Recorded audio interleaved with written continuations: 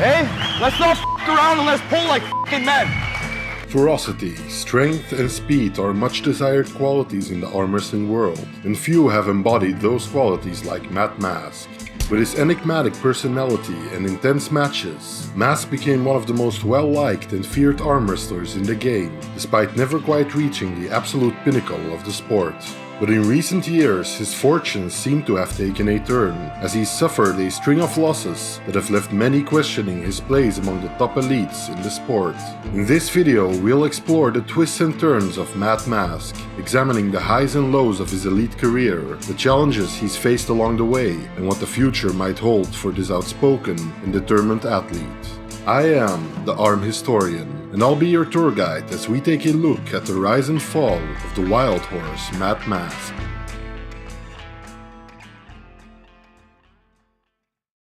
Matt Mask was born on June 20th, 1981, in or around Timmins, Ontario, Canada. It seems Matt reached his current height and approximate weight at a young age. As a teenager, having always been fit and interested in strength sports, Matt was especially drawn to his grandfather. He describes him as having been a big and strong man, who came across as an intimidating figure and must have left quite an impression on the young boy. At the age of 12, Matt witnessed his grandfather suffer a tragic stroke. Experiencing how such a strong figure in his life could deteriorate so quickly was an event which would inspire him to strive to become and stay strong himself. This focus on strength would continue throughout Matt's school career, as he didn't care much for grades and put a lot of stock in how strong people perceived him to be. During high school, he would often hang out with and wrestle kids who were several years his senior, as he would sometimes end up hurting kids his own age. Throughout his childhood, Matt's favorite movie was Over the Top, which sparked his first interest in arm wrestling. Unsurprisingly, he would often be the first in line to participate in arm wrestling bouts in his local high school.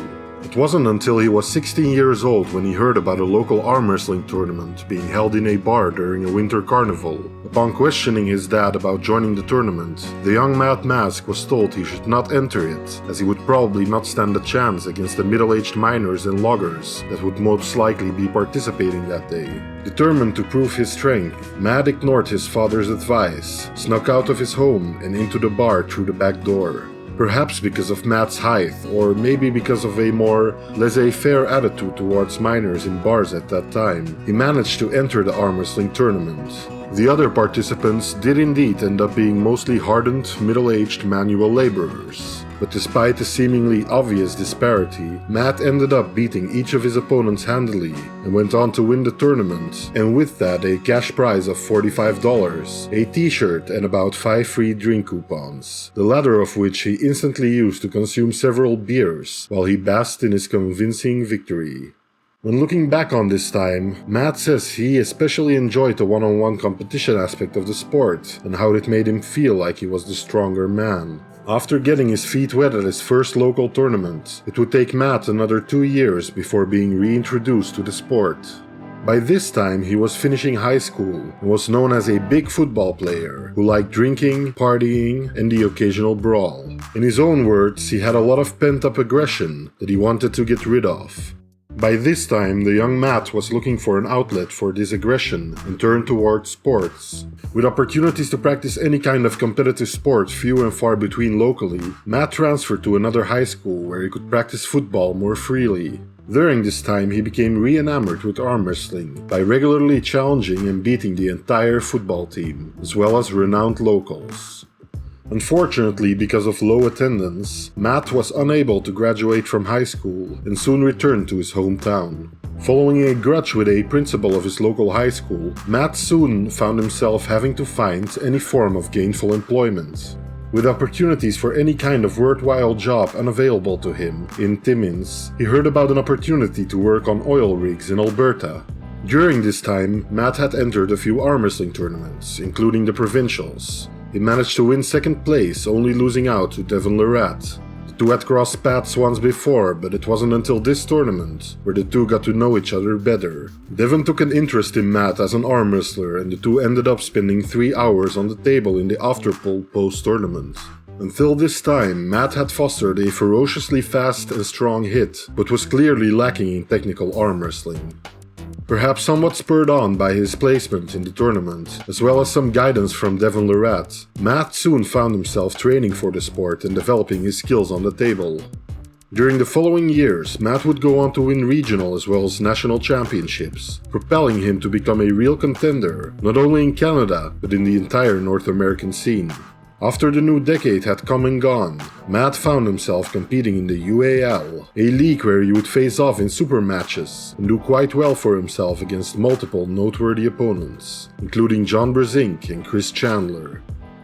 Because of Matt's stellar performance on the UAL circuit, he came under the keen eye of Neil Pickup, who had by then solidified himself as one of the premier supermatch organizers with Arm Wars. Neil thought Matt's character and style of pulling would fit perfectly within the Arm Wars format, and went on to recruit Matt for several matches. One of the big matches he set for Mask was versus Jordan Sill, an accomplished arm wrestler from Utah. In the 6-round super match, Mask drove Jordan to the pad quickly 3 times in a row. In the latter 3 rounds of the match, however, the athletes went to the strap each time, with Jordan Sill controlling and pinning Mask 3 times. Another match that was set in Arm Wars, in which Matt seemed to get more revved up. He faced off against Lars Rohrbacken. Early on in the match, it was clear Matt possessed a superior hand, a quality the athlete would become known for during his arm wrestling career. Despite this, Lars showed his versatility and arm strength by pinning Matt 5 consecutive times. With the advent of the World Arm Wrestling League, it seemed clear that the Wild Horse would be a perfect fit for the tournaments and super matches. His theatrical and often very entertaining performances within Wall propelled the Canadian puller to a new stratosphere of notoriety within the arm wrestling world. He went on to do extremely well for himself within the boundaries of the league, securing 2nd place in the 2016 Wall Championship on the left hand, losing to a trimmed Devon Larratt, as well as making it to the semi-finals on the right, narrowly losing to a primed Ron Bath. In the following and final year of the Wall Tournament Series, Matt would once again get qualified for the final championship. If you want to know more about what happened to Wall during 2017, I recommend watching my video on the league. The dawn of Wall's supermatch era was sure to provide Matt with another opportunity to prove his worth as a true elite puller. Indeed, he would go on to compete against accomplished pullers like Sylvain Perron and Nick Zina, as well as modern household names like Marcio Barboza, Godzilla, and Devon Larratt. Although doing very well for himself with a positive winning record, the absolute pinnacle of the sport seems to have eluded Matt during this time. At Wall 505, Hermes Gasparini was set to make his US debut in the World Arm Wrestling League, and as a first opponent, the physically imposing Matt Mask was chosen. During the first round, Matt was seemingly caught off guard by the Italian, and was driven to the pad quickly. The next 3 rounds, however, had heavy contested setups, and saw Matt pinning Hermes in convincing fashion. Later, Matt would speak on the match and how he heavily underestimated Gasparini when they first gripped up. After the match, the 2 pullers had a friendly sparring session, in which Hermes seems to have had the upper hand on Matt. Hermes would go on to claim he was actually way stronger than Matt, and the main reason for the Canadian's victory was the wonky wall rules and reffing. Matt would go on to call Hermes a coward for using that practice session to discredit him, and said that the European champion should have been better prepared for the wall rules. The 2 would face off again multiple years later in 2021, this time however under a different rule set. In Engin Terzi's East vs West, the 2 athletes had a hard-fought match, which saw Matt accruing several fouls and the Wild Horse coming out in full display. As if a mirror to their previous showing, Hermes snagged the victory 4-1. At the end, Matt said to Hermes they will pull a deciding 3rd time in the future, a prospect that by now seems unlikely to say the least. Around March of that same year, Matt decided to increase his presence on social media, and in particular on YouTube. In a relatively short time, he gained a very respectable number of followers, probably due to his charismatic and open appearance in front of the camera. He mainly uploaded snippets of his life, behind-the-scenes footage of his training, and his afterthoughts on his matches. Nearly a year later, Matt would go on to feature in the 3rd edition of East vs West, wanting to prove himself still capable. This time he accepted 2 matches, left and right, taking on some of the strongest prospects in the sport at this time. However, he seems to have injured his foot and showed up to the event with crutches. Ever the fighter, he decided to plow through the pain and compete anyway. His first opponent was the young but supremely impressive Kazakhstani Morozov on the left hand. Matt in the arm wrestling world quickly realized Morozov's left was world class, and that there was, in effect, nothing he could do. Morozov went on to win the bout 3-0 in convincing fashion. For his second opponent that day, this time on the right hand, Matt had a fiery battle with the Ukrainian Evgeny Prudnik. Matt seemed mentally primed and fought for every inch during the setup, and in typical Matt Mask fashion, providing us with some of the best sound bites from a modern super match, spurred on by a taunting Evgeny. Evgeny went on to win the match relatively comfortably, showing that even though Mask seemed ready mentally and verbally, he came up short that day, losing 1-3. Even though Matt convincingly lost twice that day, it seems like his trip to Turkey was not completely in vain, as he decided to get a hair transplant. His new hair has since come in strongly and is looking dashing. When competing closer to home, Matt seems to do better on the table.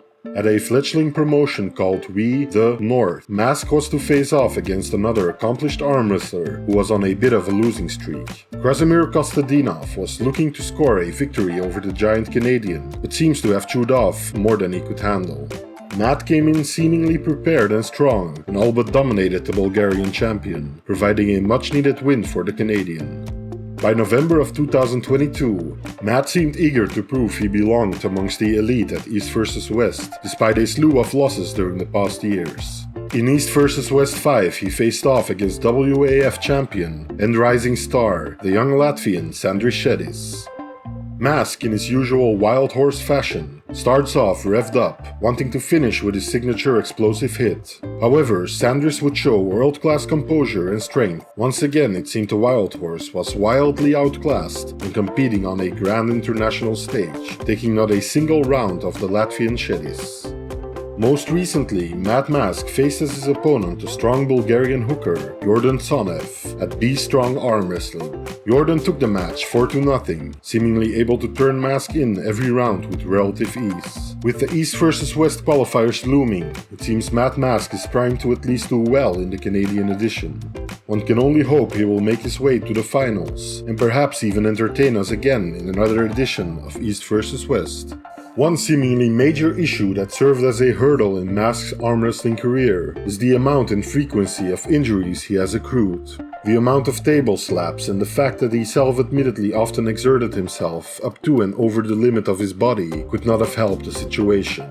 The body parts that seem to have received the brunt of the abuse are definitely his huge hands. At one point, Matt got so used to his fingers popping out of sockets, he would reset them mid-match, a feat which speaks volumes about his tenacity and no-holds-barred attitude on the table. Despite setbacks in his career and a recent streak of losses against top-level opponents, Matt seems to remain mostly pragmatically positive, taking his defeats in stride. He speaks on his latest performances, and how he is not discouraged and will keep arm wrestling and competing at a high level for as long as he is able to. Ultimately, Matt Mask will continue to hold a special place amongst some of my favorite arm wrestlers. His quick and explosive mentality on the table has served him well during his career so far, even though he has yet to reach the absolute top of the sport. With an ever-positive attitude, mental fortitude, and seeming ability to assess losses, this giant Canadian seems poised to do well for himself in the sport yet again, if he so chooses. Without any distractions, no injuries, and a luscious full set of hair, one can only hope Matt focuses his unfiltered and seemingly unending pool of energy into improving himself on the table and rise yet again. I hope you enjoyed this episode of The Rise and Fall. Make sure to leave a like and join the conversation in the comments. A big shout out to our singular Armian member, Teapot, for helping in making this video possible. Arm Historian out.